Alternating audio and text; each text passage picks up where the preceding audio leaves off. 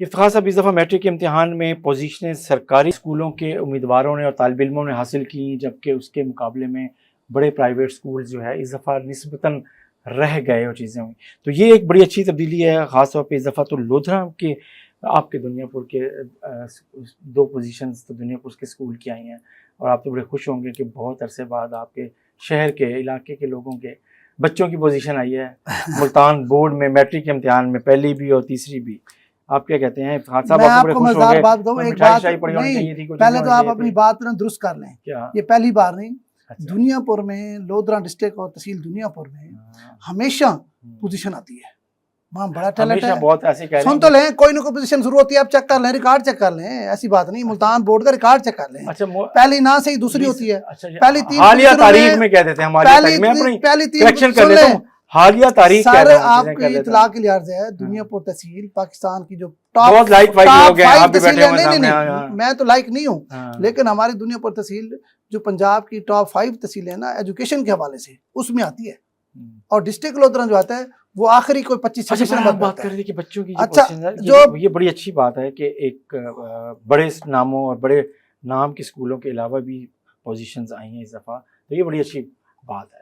دیکھیں دنیا پور میں جو فرسٹ پوزیشن آئی ہے نا ملتان بورڈ کی، وہ حامد علی شریف صاحب کی آئی ہے. بچہ ہے، اس کا والد بھی میرے خیال پروفیسر ہیں، ٹھیک ہے. اور جو تیسری پوزیشن آئی ہے وہ بھی دنیا پور کی ہی آئی ہے، ٹھیک ہے سر.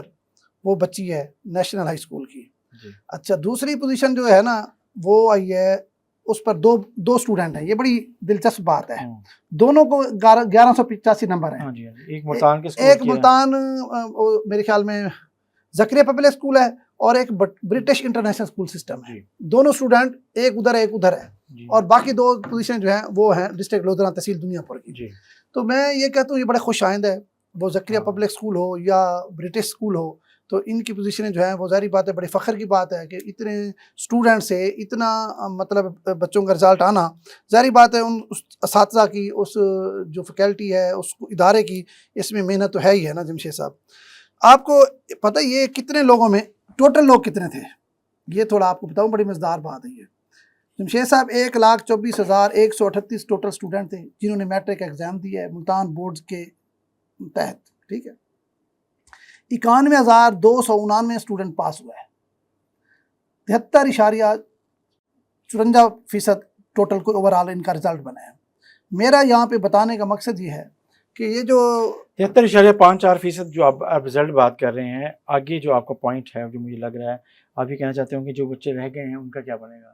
دیکھیں ان کا کیا بنے گا، ایسے ہی ہے نا. دیکھیں میں یہ کہتا ہوں ان کا کیا بنے گا. ان کا بنے گا یہ، ان کو چاہیے کہ بی اے کر لیں، میٹرک ہوتی رہے گی. جمشید صاحب نے تو کر ہی لیا ہے نا. یہ تو سوشل میڈیا پہ چل اچھا بات سنیں، یہ مذاق تو پتہ نہیں کیا ہو گیا ہے. اچھا نہیں میں اور بات کر رہا ہوں جمشید صاحب، مذاق نہیں کر رہا. سن لیں، میں ایک مشورہ دینا چاہتا ہوں.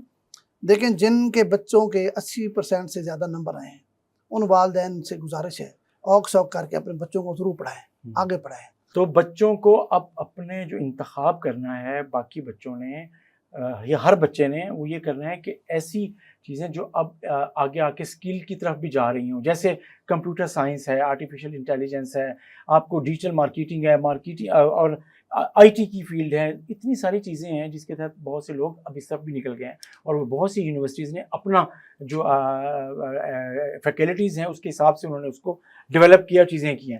تو بچے ساتھ ساتھ کام بھی کر رہے ہوتے ہیں، سیکھ بھی رہے ہوتے ہیں، اور اپنے علم کو، اپنی تربیت کو عملی کام کی طرف بھی لے کے جا رہے ہوتے ہیں.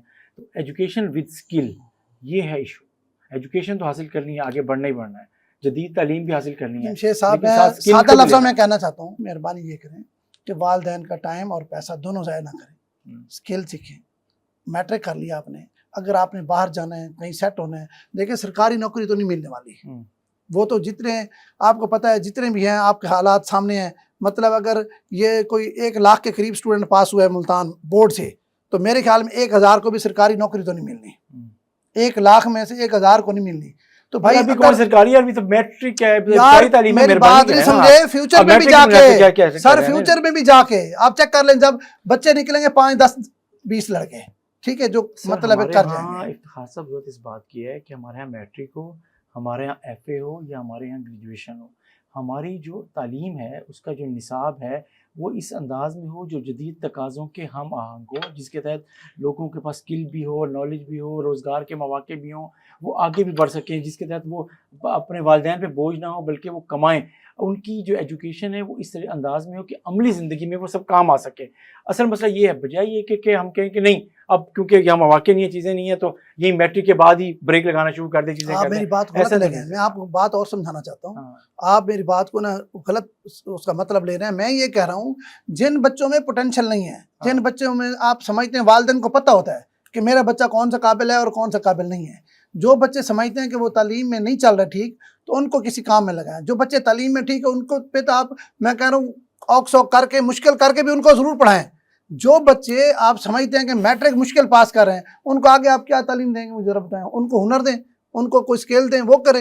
میرا مقصد صرف یہ ہے بھائی، باقی میرا مقصد تعلیم روکنا ہرگز نہیں ہے. بس یہ ہے کہ اب جو آگے کالجز ہیں یا یونیورسٹیز ہیں وہ بچوں کو علم کے ساتھ ساتھ فنی تربیت بھی دیں اور مہارتیں بھی سکھائیں، تاکہ وہ اپنی ان مہارتوں کو استعمال کر کے اپنے روزگار کے بہتر سے بہتر طریقہ مواقع پیدا کر سکیں.